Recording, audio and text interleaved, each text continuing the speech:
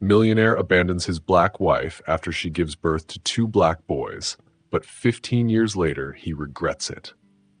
Subscribe and tell us where you're watching us from today. Valeria had just given birth to two beautiful baby boys. Their names were Milo and Santi. She was so happy, holding them in her arms. She couldn't wait for her husband, Leonardo, to see them. She had dreamed of this moment for so long. Then the door opened and Leonardo rushed in. But something was wrong. His face turned pale and his eyes got big. He stared at the babies, and then he took a step back. Valeria smiled at him, but her smile faded when she saw the look on his face. "Leonardo, come meet your sons," she said softly. But Leonardo shook his head. "My sons?" His voice sounded strange. He looked at Milo and Santi again. Then he shook his head fast. "No, they're not mine," he shouted. Valeria felt like someone had hit her. She looked down at her babies. Their skin was light brown, different from hers and Leonardo's. Then she understood. Leonardo thought she had cheated on him. He thought the babies were not his. "Leonardo, please, I never cheated on you. These are your babies," she cried. But Leonardo's face twisted with anger. "No, Valeria, you were with another man. I won't be the father of these black kids. Get out of my life!" Valeria gasped. "Leonardo, no." But he had already turned away and stormed out of the hospital room, leaving her alone with the babies. She felt like her whole world had crashed. She needed to prove the truth. She took a DNA test to show Leonardo that Milo and Santi were really his children. When the results came back, she sat in their big house, waiting for Leonardo to speak. He picked up an envelope, then threw it on the table. "The test says the children are mine," he said in a cold voice. "But I don't believe it." Valeria's mouth opened in shock. "Leonardo, the proof is right here. The test says they are yours." Leonardo shook his head. "You expect me to believe a piece of paper? I am Leonardo Davenport. My family has always cared about honor, and now you want me to believe these two children," he pointed at them, "are mine?" Valeria's heart hurt. "They are your children. We were together for years. You know I would never cheat," she said. But Leonardo's eyes were cold. "I want you out of my house, tonight." Valeria froze. "What?" "Leave," Leonardo said. "I can't look at you and not feel doubt. I can't live like this." Valeria stood up. "This is my home too. I am your wife. These are your children. I am not leaving." Leonardo's jaw tightened. He picked up another envelope and placed it in front of her. "This is money, enough for you to start over somewhere else." Valeria stared at the envelope. Then she pushed it back toward him. "Keep your money, Leonardo. I don't need it." "Don't be foolish, Valeria. You have nothing," Leonardo said. Valeria smiled, but it wasn't happy. "You're wrong. I have my children, and they are all I need." Leonardo opened his mouth to argue, then closed it. He turned away. "Be gone before I change my mind." Valeria's heart shattered. She picked up her babies, holding them close. Then she walked out of the house. The cold night air hit her. Behind her, the big iron gates closed with a loud slam. Everything she had known was gone. Now she was all alone with her babies. She had nowhere to go. She thought about her old apartment, but it was gone. She had no friends left because Leonardo had kept her away from them. She needed a place to stay. She found a hotel and went inside. The man at the front desk looked at her and her babies. "Do you have a reservation?" he asked. "No, but I can pay in cash," Valeria said, holding out money. The man frowned. "We are full." Valeria looked around. The hotel was nearly empty. She knew he was lying. "Please," she begged. "I just need one night. I have two babies." "We have no rooms," the man said again. Tears filled Valeria's eyes as she walked back outside. She tried a boarding house next. The landlady smiled at first, but when she saw Valeria's last name, her smile faded. "Are you related to Leonardo Davenport?" the woman asked. Valeria swallowed. "I'm his ex-wife." The woman's face changed. "I'm sorry, I can't rent to you." Valeria's heart sank. "Why?" The woman looked away. "Leonardo Davenport is powerful. He doesn't let go of what he thinks is his. I don't want trouble." Valeria opened her mouth, but she knew it was useless. She stepped back into the cold. She had lost her home. She had lost everything. She walked until she found a bus stop. She sat on the bench, holding her babies close. Milo woke up and looked at her with sleepy eyes. "Go back to sleep, sweetheart," she whispered, patting his back. Tears rolled down her face. She felt so alone, but she couldn't give up. She had to find a way to take care of her babies. Then her phone buzzed in her pocket. She looked at the screen. It was a message from Sienna. Valeria's heart started beating fast. Valeria had only one friend who stayed in touch after she married Leonardo. That friend was Sienna. If anyone in the world could help her now, it was Sienna. Valeria's hands shook as she answered the call. "Valeria!" Sienna's voice was full of worry. "Where are you?" That one simple question, filled with concern, made Valeria break down completely. Her voice cracked as she whispered, "Sienna, I have nowhere to go." Less than 30 minutes later, a car stopped in front of the bus stop. Sienna jumped out, wrapping her coat tightly around herself as she ran to Valeria. "Oh my God, Valeria! What happened?" Sienna's voice shook as she looked at her friend. Valeria looked tired and messy. She was holding two sleeping babies. Valeria couldn't answer. She was too tired, too sad. Sienna didn't ask any more questions. Instead, she held Valeria's hand and said firmly, "Come with me." Valeria looked up at her, her eyes filled with gratitude. That night, for the first time in a long time, Valeria had a roof over her head. It wasn't a big house, it wasn't fancy, but it was warm. In the quiet darkness, she made a promise to herself. "I will not give up. Not now. Not ever." Valeria once had everything: a rich husband, a beautiful home, a future many people could only dream of. But now, all she had were her two children and a life that didn't feel like her own anymore. The first few days after Leonardo threw her out were the hardest. She had never been so scared before. She was afraid of being hungry, afraid of having no home, afraid she wouldn't be able to take care of her children. But when the shock faded, one thought filled her mind. I must be strong. I must rebuild my life. The first job she found was cleaning a small restaurant in the mornings. Every day, she woke up at 4 a.m., left her children with Sienna, and rushed to work. She scrubbed floors, washed dishes, and cleaned kitchens. It was hard work. It made her very tired, but at least she could buy food. Still, Valeria knew this was not the future she wanted. Cleaning would help her for now, but it wouldn't give her the life she dreamed of. Then she remembered something: her old dream of becoming a psychologist. Before she married Leonardo, Valeria had studied psychology. She loved helping people, listening to their problems, and guiding them toward healing. But Leonardo didn't want her to work. He wanted her to be the perfect wife, focused only on their home and his status. So she gave up her dream and became Mrs. Davenport, a woman who lived in her husband's shadow. Now she was no longer Mrs. Davenport. She would take back her dreams. Valeria searched for ways to go back to school, but studying as a single mother was very hard. She had no money. Leonardo had closed their shared bank accounts. She had no savings. The famous universities she once thought about were now too expensive. But Valeria refused to give up. She looked for scholarships, government programs, and free online classes. During the day, she worked. At night, after putting her children to sleep, she sat at the table studying.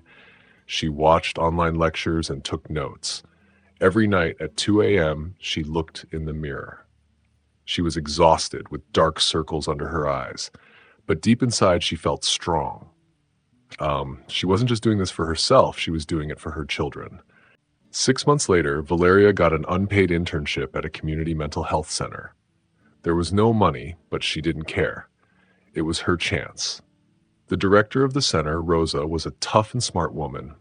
At their first meeting, Rosa asked, "Why do you think you can do this job?" Valeria clenched her fists. "I know what it means to be broken," she said firmly. "I know what it means to be abandoned and left alone. I have not just studied psychology, I have lived it. I want to help people who are drowning in the same darkness I once did." Rosa was silent for a long time. Then she nodded. Prove it. The next months were very hard. Valeria worked at the center during the day and studied at night. At first, she only watched and helped with small tasks, but little by little, Rosa trusted her with more. She helped patients, sat in group therapy, and listened carefully to people's pain. One day, Valeria got an acceptance letter for a master's program in psychology. She cried, not because she was sad, but because she was proud. She was finally stepping out of the shadows. She was rebuilding her future.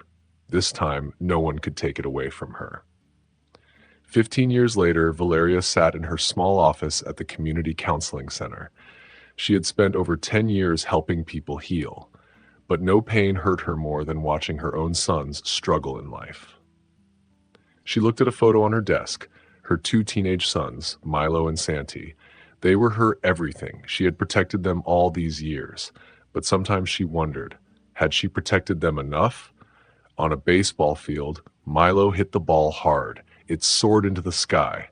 A home run. His team cheered. But then his coach said, "Nice hit, Milo, but we need to keep the team's traditional image." Milo felt a sharp pain inside. He had heard this before. He had worked so hard, but sometimes talent wasn't enough. That made him angry at the world. Meanwhile, Santi played his violin in a quiet room. The music made him feel peaceful.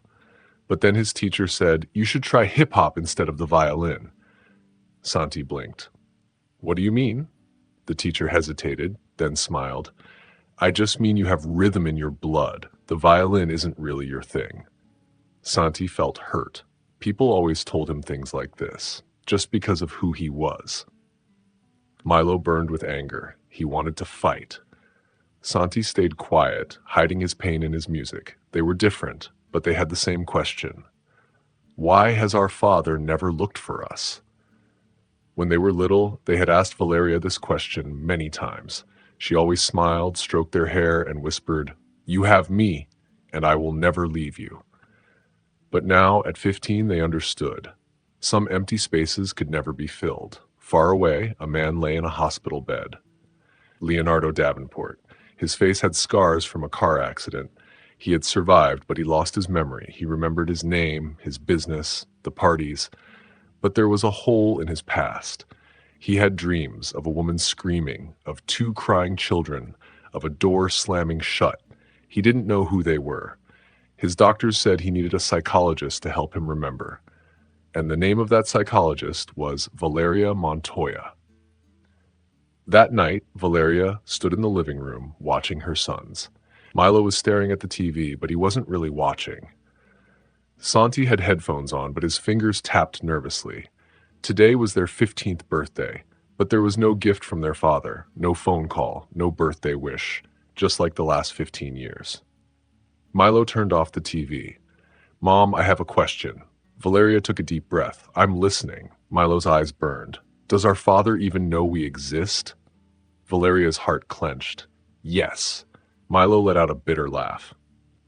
"Then why has he never looked for us?" Santi spoke quietly. "Maybe he never wanted us." Valeria sighed and said, "Come sit down, both of you." They sat next to her. She looked at them, her two boys. "You think your father doesn't care about you, don't you?" Milo let out a short, bitter laugh. "We don't think it, Mom. We know it." Santi didn't say anything, but the look in his eyes showed he felt the same way. Valeria clasped her hands together as if trying to gather strength. "Your father wasn't always like this," she said softly, looking far away. "He was raised to believe certain things, and maybe that made him unable to see with his heart. But no matter what, he is still your father." Milo let out a sharp breath and shook his head. "Our father?" he scoffed. "A father who never looked for us? Never called? Never even sent a birthday card? A father like that isn't worth thinking about." Valeria knew Milo had a right to be angry, but she also knew that under his anger was something deeper, something more painful, the pain of being left behind. No matter how much he denied it, she knew he had always wanted his father to care about him. Then Santi spoke, his voice quieter but just as serious. "I'm not mad like Milo," he admitted, looking up at Valeria, But I don't care either. We've been fine without him. So why should we even think about him now? Valeria looked into her younger son's eyes. What she saw there scared her even more than Milo's anger. Indifference. Milo was mad, which meant he still felt something. But Santi had taught himself not to care. He had trained his heart not to need his father's love. And that hurt Valeria more than anything. That night, after her sons had fallen asleep, Valeria knelt beside her bed. She clasped her hands together tightly and prayed, Lord, please guide us. Give my sons the strength to heal from these wounds. Help them find peace so their hearts do not turn to stone. Tears ran down her hands, but she didn't wipe them away. Being a mother was never easy. She had done everything she could to give her sons love, to fill the empty space their father had left behind. But was it enough? Would Milo ever stop being angry? Would Santi ever open his heart again? Valeria didn't know, but she believed in God's plan, and she had no choice but to trust it. Across the city, in a quiet hospital room, a man lay in bed, struggling with his past. Leonardo Davenport woke up suddenly, his forehead damp with sweat. Another dream. This time it was clearer. A woman. Her face filled with sadness. Two children crying. She screamed something, but he couldn't hear her. It was like there was a wall between them. The children sobbed. A door slammed shut. Leonardo clenched his fists. Why did these dreams keep coming back? Who were they? He pressed his hands against his temples. His head hurt. He remembered what the doctors had told him. There is a psychologist who might help you get your memory back. He looked at the paper the doctor had given him. The name on it sent a strange chill down his spine. Valeria Montoya. The hospital room smelled of medicine. The bright lights made long shadows on the ceiling. Leonardo Davenport blinked, his head aching. How long had he been here? When he tried to sit up, pain shot through his body, forcing him to lie back down. A doctor stood beside his bed. You're awake, Mr. Davenport. Leonardo swallowed. His throat was dry. Where am I? St. Clair Private Hospital. You were in a bad car accident. A car accident? Confusion filled Leonardo's mind. He could remember the impact, but nothing else. How long have I been here? 3 weeks. Leonardo went silent. Something inside him told him there was someone important he should remember. But when he searched his mind, all he found was emptiness. He closed his eyes, trying to find the missing pieces. Then they came. A woman crying, 2 small children, a door slamming shut, their cries fading into nothing. Leonardo's eyes snapped open. His chest felt hollow. He took a sharp breath, but the nightmare didn't fade. The images stayed in his mind, like whispers from a past he couldn't reach. The doctor listened as Leonardo told him about his dreams. It's possible you have forgotten certain memories because of the trauma. Your brain is protecting you. Leonardo's jaw tightened. So what do I do? The doctor handed him the paper. There's a psychologist who can help you. She's your best chance. Leonardo picked up the paper. The moment he saw the name, his body tensed. Valeria Montoya. Something about that name made his chest feel tight. He closed his eyes, searching his memory, but all he found was a feeling, unease. Who is she? He asked. Why does her name make me feel this way? She specializes in cases like yours, the doctor said. I think she can help. Leonardo gripped the paper tightly. He hated feeling powerless. He had spent his life in control, making deals, running companies, but now he couldn't even control his own memories. Unacceptable. He took a deep breath. Fine. Set up a meeting. The counseling center was different from the world Leonardo knew. No tall buildings, no fancy cars, no one knew his name here. As he stepped inside, the air felt calm and quiet. A receptionist led him to an office. Dr. Montoya will see you now. Leonardo nodded, but his stomach felt uneasy. He stepped inside. The woman at the desk looked up. Their eyes met. And suddenly something inside Leonardo shifted. His heart pounded. His breath caught in his throat. He didn't understand why, but Valeria did, because the man standing in front of her, the one looking at her like a stranger, was the same man who had abandoned her and their children. and he didn't even remember doing it. The room was so quiet that Leonardo could hear the clock ticking. He sat across from Valeria, his hands clenched on his knees. He felt something strange, familiarity and distance, all at once. He knew deep down that she was more than just a psychologist. But who was she? Why did looking at her make his chest hurt? Valeria stayed calm, but under the table, her hands curled into fists. She was fighting an inner battle. Should she tell him the truth right now? No. She wanted him to remember on his own. "Close your eyes, Leonardo," she said. "Tell me what you see." Leonardo hesitated, then closed his eyes. At first, only darkness. Then, little by little, pieces of memories appeared. A woman crying, her voice filled with sadness and anger. "They are your children, Leonardo. You cannot deny the truth." His brow furrowed. "I see a woman. She's crying. She's angry at me." "Do you recognize her?" Valeria asked. "No, but I feel like I hurt her." "Keep going. What else do you see?" Two small children. A dark room. Their cries filled the air. A door opened. He saw himself walking in, but his face was cold. Then he heard his own voice, sharp and cruel. "They cannot be mine." Leonardo's eyes flew open. "No, that can't be true." Valeria held his gaze. "Do you remember now, Leonardo?" He looked at her, breathing unevenly. "I have children?" Valeria nodded. "Two sons, Milo and Santi Montoya." Leonardo's face turned pale. He had forgotten them, and now he had to fight to earn them back. The cold winter wind blew through the streets of New York, making everything feel icy. Inside a small cafe in Brooklyn, Leonardo Davenport sat in a big leather chair, holding a cup of coffee that had gone cold a long time ago. He was still in shock. After all these years, he had just found out that he had two sons. Their names, Milo and Santi, kept repeating in his head like a sad song. Across from him, Valeria sat quietly. Her eyes, which once looked at him warmly, were now cold. "Do you want to meet them?" she asked. Her voice had no feeling in it. Leonardo looked up at her. "Yes." Valeria took a small sip of tea.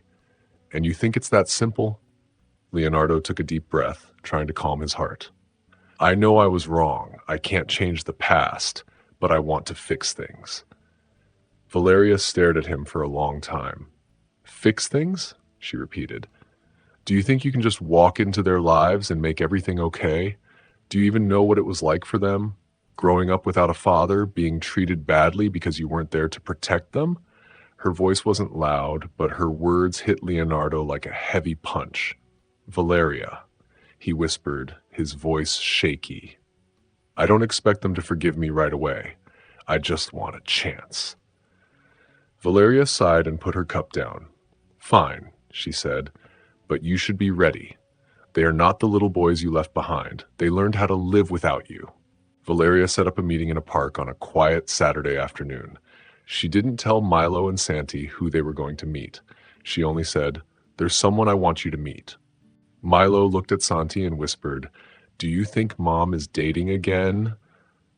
Santi shrugged, not really interested. Who knows? But when they reached the bench where Valeria was waiting, they both stopped. Sitting next to her was a man they had never seen before.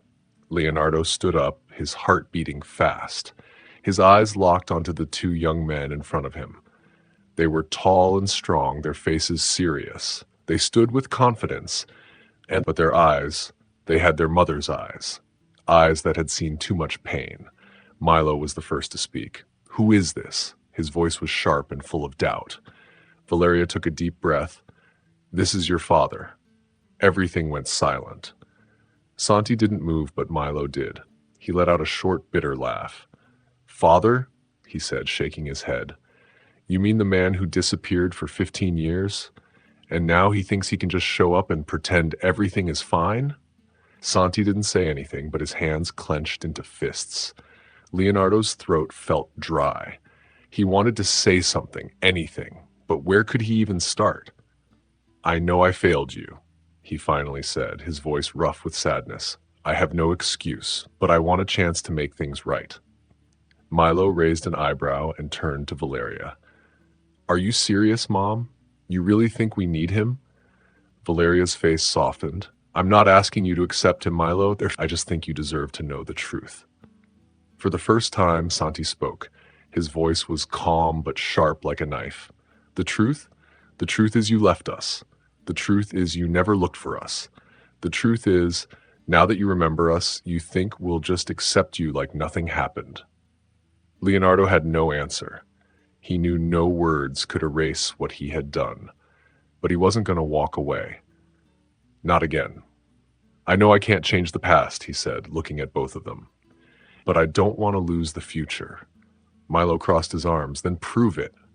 Leonardo heard something in Milo's voice, something familiar. Pride, strength, determination. His son was more like him than he had realized. How?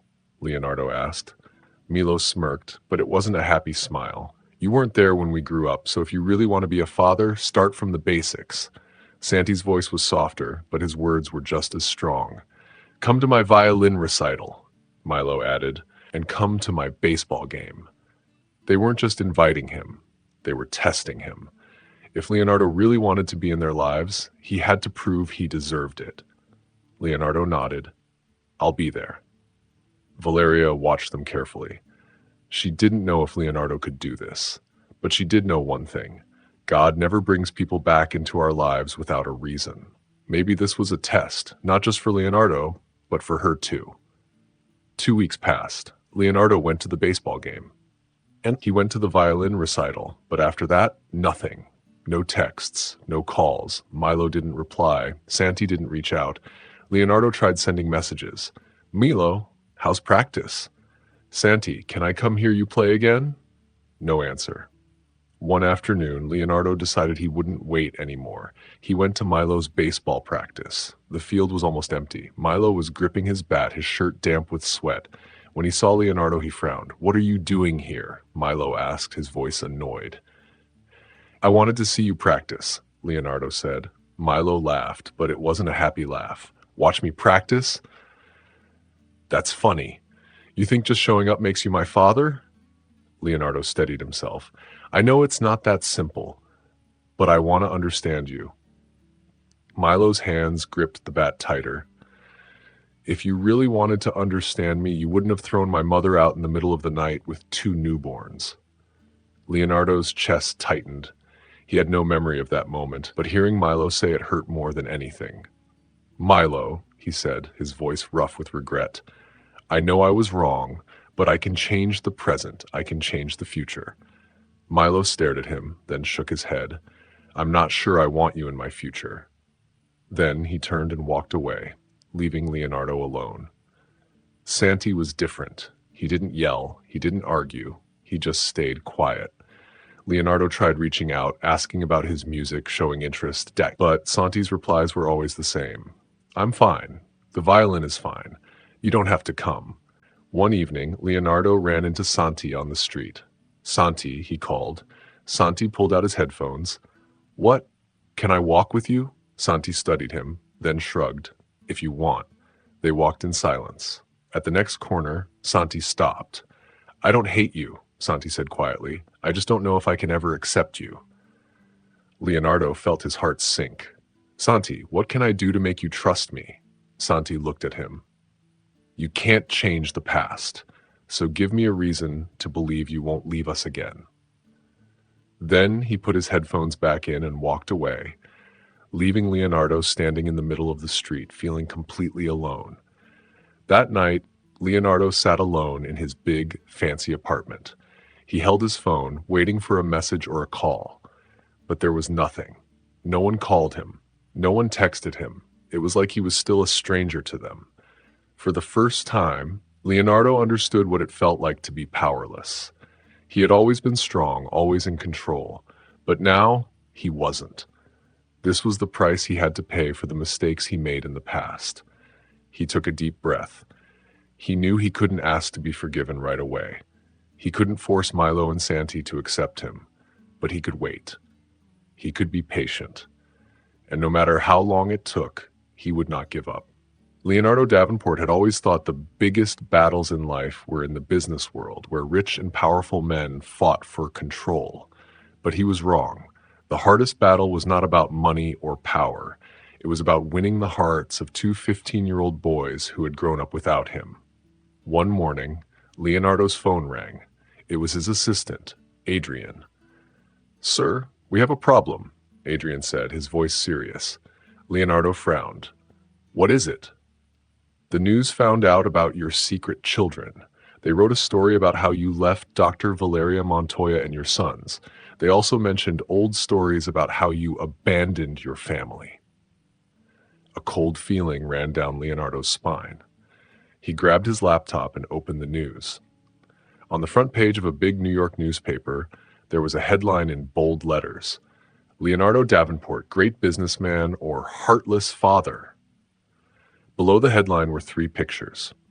One of Leonardo leaving Valeria's clinic, one of Milo playing baseball, and one of Santi playing his violin on stage. The story was written to ruin him. Within a day, Leonardo was called in by the board of directors at Davenport Corporation. He sat across from men who once trusted and respected him.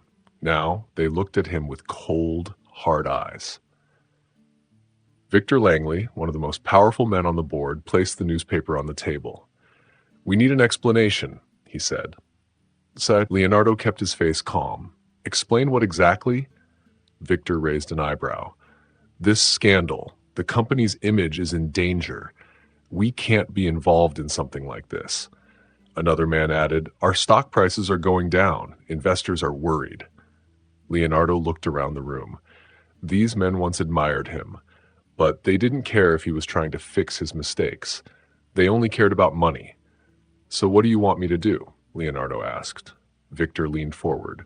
"You need to deny the story, or at least say that you have no connection to Valeria Montoya and her children. The company's reputation must be protected." A slow anger burned inside Leonardo. Before, he would have done anything to protect his business. He would have followed their orders without thinking twice. But not this time. "No," Leonardo said firmly. Victor's expression turned dark. "Are you sure?" "Absolutely," Leonardo said, looking at them without fear. "I made mistakes before. I won't make another one just to protect an image." The room fell silent. Finally, Victor sighed. "Then we have no choice." Leonardo felt something heavy in his chest. "What do you mean?" Victor's lips pressed into a thin line. "There will be a vote next week. If the investors lose trust in you, you will no longer be CEO." The news spread fast. Investors pulled away. Business partners hesitated. One by one, Leonardo's old allies left him. A week later, at the board meeting, the vote was taken. The decision was final. Leonardo Davenport was no longer CEO of the company he had built. That night, Leonardo sat alone in his empty, expensive apartment. No calls, no messages, no one checking on him. The place felt cold and lifeless, just like him. For the first time, Leonardo knew what it felt like to be left behind. No friends, no career, no power, nothing but regret. Had he already lost his chance to get his family back? Leonardo had always believed that power could fix everything. But now, as his life fell apart, he saw the truth. Nothing could erase the pain he had caused Valeria and their sons. But that didn't mean he wouldn't try. After nights of thinking, he made a decision. He picked up his phone and called Adrian. "Adrian," Leonardo said, "I want to hold a press conference." There was silence before Adrian spoke. "Are you sure? This could make things worse." "I've been making things worse for 15 years, Leonardo said. "It's time to face it." Adrian sighed. "What do you plan to say?" Leonardo closed his eyes, thinking of Valeria, Milo, and Santi. "I want to apologize. I want the world to know the truth." A week later, reporters gathered in front of Leonardo as he stood on stage. Cameras flashed. The room was silent as Leonardo spoke. "Many people have asked why I left Davenport Corporation, but I'm not here to talk about business. I am here to talk about a mistake I made 15 years ago." The crowd listened carefully. "I once had a family, a wonderful woman, 2 amazing sons, but I failed them. Because of my pride, because of my fear, I walked away. I forced the woman I loved to raise our children alone." People whispered to each other. Some wrote notes. Leonardo's voice became heavy with emotion. "I know an apology will never be enough," he said, "but I will say it anyway. Valeria, I hurt you more than anyone. I can't change the past, but I want to change the present. Milo, you are strong. Santi, your music is beautiful. I don't deserve to be in your lives, but I will never walk away again."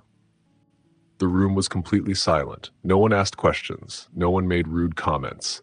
Just a man telling the truth. The news spread everywhere. Some people thought Leonardo was trying to fix his image, but others saw something different. More importantly, Valeria, Milo, and Santi saw it. That night, Valeria sat in her living room watching the press conference. Leonardo's face filled the TV screen. "Valeria, I hurt you more than anyone. I wasn't there when you needed me. I can't change the past, but I can change the present." She turned off the TV. The room was quiet. She didn't know if Leonardo had truly changed. Was it real or just a moment of regret? Milo, sitting in his bedroom, was filled with anger. 15 years, he muttered. 15 years of nothing. Now he suddenly wants to be my father? Santi, staring out the window, felt something else. He thought about the time Leonardo came to hear him play the violin. No one made him come, but he did. Santi didn't trust easily, but deep down he wanted to know what it felt like to have a father. If Leonardo truly wanted to be in his life, he had to prove it, not with words, but with actions. The next morning, the kitchen was very quiet. Valeria slowly stirred her coffee. Milo tapped his spoon on his cereal bowl again and again. Santi looked at his phone, scrolling up and down. No one talked, but they were all thinking about the press conference from last night. Finally, Valeria spoke. "What do you think?" Milo smirked. "About what?" Valeria looked at him. "About Leonardo." Milo laughed, but it was not a happy laugh. "Do you really want to know?" Valeria nodded. Milo put his spoon down and crossed his arms. "I think it was fake, just a show. People will say anything when they lose everything. They just want people to feel sorry for them." Santi stayed quiet. Valeria turned to him. "And you?" Santi looked at his phone. After a moment, he said, "I don't know." Milo frowned. "You don't know? Are you actually believing him?" Santi shrugged. "I just think that if he really changed, we'll see it." Valeria looked at her sons. Milo had made up his mind. Santi wasn't sure. And her, she didn't know yet. But one thing was true. Forgiving someone doesn't happen in one day. If Leonardo really wanted to be in their lives, he had to work hard. It wouldn't be easy. Only time would tell if he deserved another chance. Leonardo Davenport had lost everything. His company, his reputation, his fancy life, gone. Everything he worked for had disappeared, but there was one thing left, a small chance to be a father. It wasn't much, but it was something, and he was willing to do whatever it took to hold on to it. Without his company, Leonardo had nothing to do. No meetings, no phone calls, no big business deals. His penthouse, once a place of power, now felt empty. Every morning he woke up with no plans, no work, nothing. And that scared him more than losing his money. One afternoon, Leonardo stood by his window, staring at the city. His phone rang. "Valeria," he answered quickly. Her voice was calm. "Are you free?" Leonardo froze. Valeria calling him was unexpected. "Yes," he said quickly. "Is something wrong?" She was quiet for a moment. Then she said, "I need your help." Leonardo frowned. "With what?" "Do you remember the counseling center where I work?" "Yes." "They need someone to help with money planning so they can take care of single mothers and kids who have no one." She paused. "I think you could do it." Leonardo stiffened. His whole life, he worked with rich businesses, making billions of dollars. Now, Valeria wanted him to help a small center for struggling mothers and children. But he knew why. That place was just like Valeria, Milo, and Santi 15 years ago, alone and needing help. Leonardo took a deep breath. "I'll do it." The first time Leonardo walked into the counseling center, he felt like he didn't belong. There were no big offices, no suits, no powerful men. Instead, he saw mothers trying to raise their children alone. He saw kids with no one to love them. He saw teens who felt lost and unwanted. But as he worked there, organizing their money, making sure they could help more families, something changed inside him. He realized that money wasn't the most important thing in the world. Helping people was worth more than all the riches he had ever made. After a long day, Leonardo and Valeria stood in the hallway. "You did well today," Valeria said. There was no anger in her voice, no doubt, just honesty. Leonardo turned to her. "Do you really think so?" She looked at him and nodded. Yes.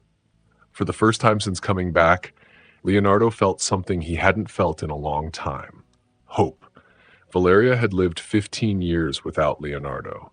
She had raised two boys alone, protected them, and loved them. So why, now that Leonardo was back, did she feel so unsure? Maybe because this Leonardo was different. He was not the same proud man who had left her with two newborns. He was trying to be better. But was that enough for her to let him back into their lives? That night, after Milo and Santi had gone to bed, Leonardo sat in the living room. Valeria gave him a cup of tea and sat across from him. They sat in silence for a long time. Then Valeria spoke. "What exactly are you trying to do, Leonardo?" Leonardo put his cup down. "I don't expect you to forgive me right away. I know what I did can't be fixed in a few weeks or months." Valeria folded her arms. "Then what do you expect?" Leonardo took a deep breath. "A chance. A chance to prove that I have changed. Not with words, but with actions." Valeria's eyes were sharp. "Do you understand what that means, Leonardo?" Her voice was softer now, but it carried weight. "You didn't just hurt me. You hurt Milo and Santi. You left wounds on them, wounds you can't see." Leonardo clenched his fist slightly, then nodded. "I know. Then are you ready to face that truth?" He was quiet. Valeria didn't want promises. She wanted proof. Leonardo exhaled. "I am." Valeria watched him for a long time, then sighed. "All right, but there's one condition." She set her cup down, looking serious. "If you really want to be their father, you have to understand. It won't happen overnight." Leonardo nodded. "I know." Valeria shook her head. "You think you know, but you don't. Not yet. Milo is still angry at you. Santi doesn't know if he can trust you. They've spent their whole lives without you. You can't just walk in and expect them to let you in." Leonardo's hands tightened. "I don't expect that. Good." She paused. "There will be days when Milo won't even look at you. There will be times when Santi won't talk to you, and you cannot walk away." Leonardo stilled. Valeria's voice was firm. "You don't get to leave again, Leonardo. Not because things are hard, not because you're scared. Not again." Her words hit him deep. She was right. If he turned his back again, he would lose them forever. Leonardo swallowed hard. Then, slowly, he nodded. "I promise." Valeria studied him for a long time. Finally, she sighed. "All right." The next morning, Leonardo woke up on the couch. For the first time in 15 years, he had slept in the same house as Valeria, Milo, and Santi. Not as a guest, not as a stranger, but as someone trying to belong. When he walked into the kitchen, Valeria was cooking. Milo and Santi were sitting at the table. They looked at him, but no one said anything. Leonardo took a deep breath. He poured himself some coffee. He didn't force a conversation. He didn't try too hard. He just stayed. Milo picked up his bowl. "I'm going out." Santi stood up slowly. Before leaving, he paused. He looked at Leonardo for a long moment, then gave the smallest nod. It was tiny, almost nothing. But to Leonardo, it meant everything. Valeria saw it happen. She turned back to the stove and said, "You have a chance, Leonardo." Leonardo gripped his coffee tightly. "I know." Valeria finally looked at him. Her eyes were still careful but softer than before. "Don't disappoint us." Leonardo met her gaze and nodded. "I won't. Not again. Not ever." Leonardo Davenport was not a perfect man. He had made mistakes, and because of those mistakes, he lost his family. But instead of feeling sad forever, he decided to fix what he had broken.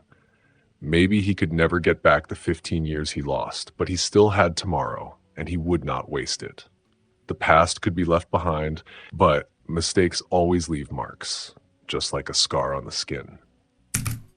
Now, the big question was, Would Leonardo show everyone that he truly deserved another chance? Thanks for watching. If you like the story, don't forget to subscribe, like, and share your thoughts in the comments. Check out our other videos too. See you in the next one.